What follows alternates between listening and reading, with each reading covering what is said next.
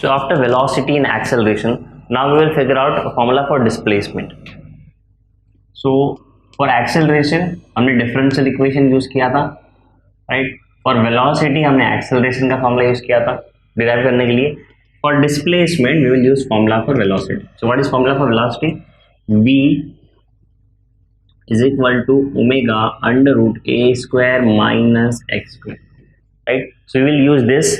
इसके हेल्प से हम डिस्प्लेसमेंट का फॉर्मूला निकालेंगे.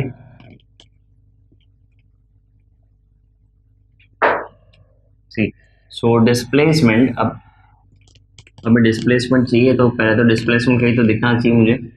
Velocity is equal to dx by dt, since velocity is rate of change of displacement, right? So यहाँ से मैं इसको यहाँ पुट करूँगा. So this will give me dx by dt is equal to omega, this will be plus minus omega under root a square minus x square, right? Okay, now dx is equal to plus minus omega. Now this value under root a square minus x square, इसको मैं ये side ले रहा हूँ, a square minus x square, and dt will be going the other side, right? Fine. So dx upon under root a square minus x square is equal to omega dt. Now we will be integrating both the sides. On integrating both the sides we will get, so let me start by integrating the left hand side and the right hand side. Okay, fine. So if you recall formulas for integration, अगर आपको याद आ रहा है then you can clearly see ये मेरे formula को resemble करता है. अगर आपको याद नहीं आ रहा then let me tell you the for integration of dx a square minus x square, this will be sine inverse of x by a. इसका इंटीग्रेशन आता है हमारा sine inverse of x by a, and this integration of omega dt. ना omega ये मेरा constant है, so we will simply take the omega outside, plus minus omega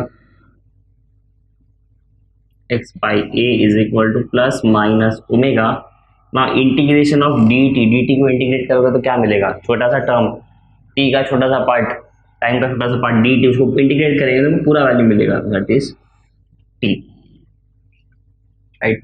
So after integrating both this, यहाँ पे constant भी आएगा, that will be phi, right? So sine inverse of x by a plus minus omega t plus phi.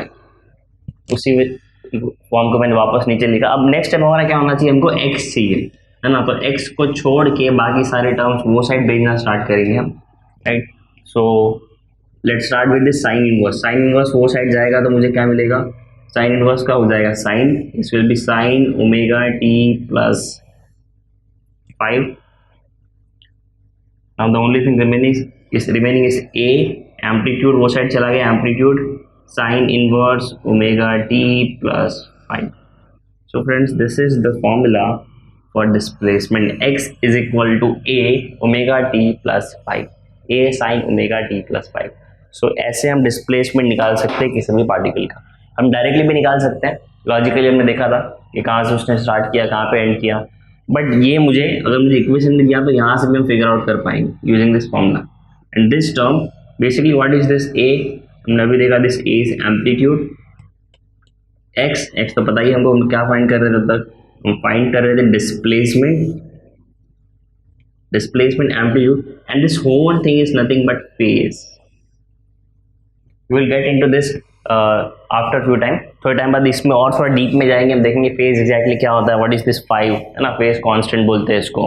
Basically अभी के लिए ऐसा मान के चलो ये पूरा एक एंगल है, ऑब्वियसली एंगल है, और ये आपका साइन का फंक्शन, तो ये आपका साइन थीटा है, कुछ तो एंगल है इन शॉर्ट, ठीक है? ये एंगल के बेसिस पे हम फिगर आउट करेंगे एग्जैक्टली फेज कितना है. Okay, so this is my equation for displacement. हमने वेलोसिटी, एक्सेलरेशन और डिस्प्लेसमेंट तीनों निकाल लिया.